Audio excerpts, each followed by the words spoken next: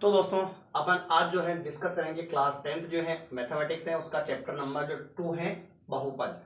उसकी जो डेफिनेशंस वगैरह छोटे मोटे फॉर्मूले वगैरह जो भी हैं उन सभी पर आज अपन डिस्कस करेंगे और फिर अगली क्लास के अंदर जो है इससे संबंधित सवालों को अपन सॉल्व करना सीखेंगे। तो आप ध्यान से देखिएगा। सबसे पहले आता है बहुपद में बहुपद की घात कि बहुपद की घात की डेफिनेशन क्या होती है, बहुपद की घात कैसे निकालते हैं। तो बहुत ही इजी और आसान है। चर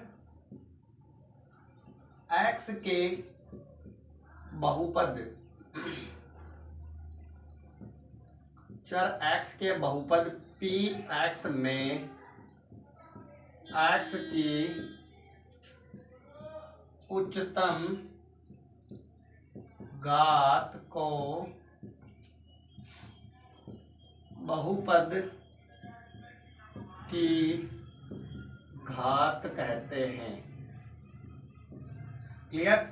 चर x के बहुपद px में x की उच्चतम घात को जो क्या कहते हैं, बहुपद की घात कहते हैं। जैसा कि मैंने यहां पर लिख दिया सर, x की पावर 3 प्लस x की पावर 2 प्लस 1 ये दे रखा है, ठीक है ना। तो इसकी हमें घात बतानी है। तो चर x फिर बहुपद किसके रूप में है, x के रूप में चल रहा है। तो यहाँ पर x की सबसे बड़ी घात कौन सी है, x की घात वैसे 2 भी है और 3 भी है, पर बड़ी घात कौन सी है, 2 है ना। तो यानी कि बहुपद जो है उसकी घात 2 क्या 3 है। तो इस बहुपद की जो घात है कितनी हो गई, 3 हो गई। क्लियर। जैसे मैं यहां पर लिखूं x की पावर 36 प्लस x की पावर 92, तो इस बहुपद की घात कितनी होगी मुझे बताओ। हाईएस्ट पावर x की उच्चतम घात बहुपद की घात कहलाती है, तो 92 है हाईएस्ट। तो यानी कि इस बहुपद की जो घात है वो कितनी हो चुकी है, 92 हो चुकी है। क्लियर।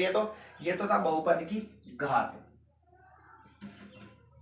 अब आता है बहुपद की घात के बाद में रैखिक बहुपद।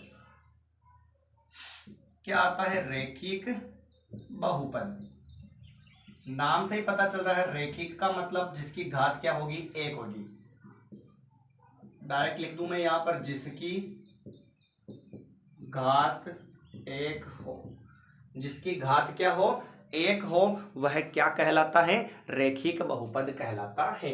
जिसकी घात 1 हो वह क्या कहलाता है, रैखिक बहुपद कहलाता है। वह रैखिक बहुपद कहलाता है। खत्म मामला। ये तो जैसे कि उदाहरण के तौर पे अपन बात करें इसकी, तो यहां पर लिख दूं मैं x प्लस 1 बराबर 0, या यूं सोच लो x माइनस 2, ये भी हो सकते हैं ना। घात कुछ नहीं है, मतलब क्या मानोगे, 1 मानोगे। तो जिसकी घात 1 हो उसे क्या कहते हैं, रैखिक बहुपद कहते हैं। आ गया मामला समझ में। चलिए आगे बढ़ते हैं। ये तो था रैखिक बहुपद। फिर आगे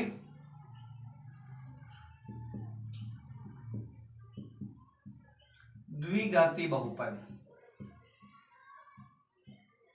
द्विघाती बहुपद यानी जिसकी घात कितनी होगी, 2 होगी। जिसकी घात 2 हो, ठीक है। द्विघाती कहलाता है। जिसकी घात क्या हो, 2 हो, वह क्या कहलाता है, द्विघाती कहलाता है। मामला खत्म इसका भी। समझ गए ना। अब उदाहरण देने की जरूरत है क्या। x की पावर 2 प्लस 2 ये हो गया, x की पावर कितनी हो गई, 2 हो गई। खत्म काम। फिर तीसरा आता है त्रिघाती।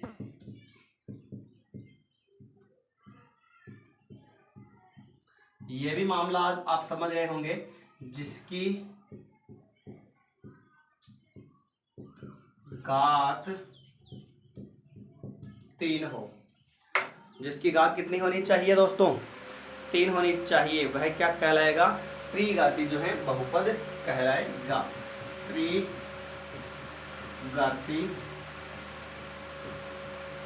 बहुपद।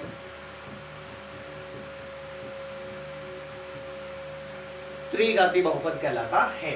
उदाहरण के तौर पे बात करें तो x की पावर 3 प्लस 2 x की पावर 2 प्लस 1।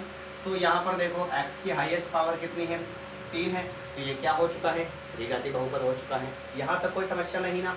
आगे बात करते हैं। फिर ये तो था बहुपदों पर परिभाषाएं। अब आती है द्विघात जो समीकरण होगी उसका व्यापक रूप और उसके शून्यकों के संबंधों की जांच करने के फॉर्मूले।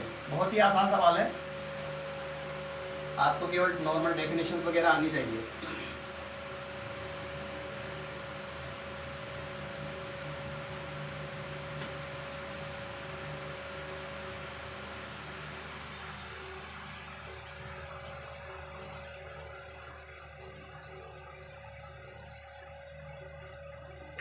लीजिए, फिर आता है चौथा अपना पांचवा, द्विघात समीकरण का व्यापक रूप। ये होता है ax² plus bx plus c equal to 0। द्विघात समीकरण का जो व्यापक रूप होता है वो ये होता है ax² plus bx plus c equal to क्या हो जाएगा, 0 हो जाएगा। ठीक है, ये था द्विघात समीकरण का व्यापक रूप। अब बात करते हैं आगे छठे की, जब शून्यक, इसको बोलते हैं अल्फा और दूसरा क्या है बीटा है, तो द्विघात बहुपद बनाने का सूत्र क्या होगा, x² minus alpha plus beta x plus alpha beta बराबर 0। आपको केवल फिलहाल अभी तो जो है अपने फॉर्मूले ही याद रखने हैं, फिर जो चैप्टर आएगा 2.1 उसके अंदर जो भी समस्या होगी अपन उनको सॉल्व करेंगे।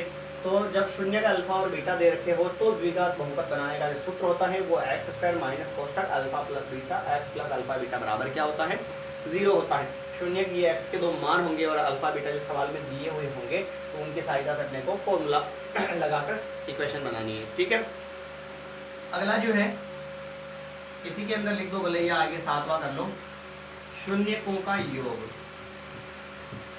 शून्यकों का योग, योग का मतलब क्या होती है, जोड़, यानी कि अल्फा प्लस बीटा, और वो होती है माइनस बी बटेवा ए, या फिर इसको बोल सकते हो माइनस एक्स का गुणांक बटेवा x² का गुणांक। ठीक है,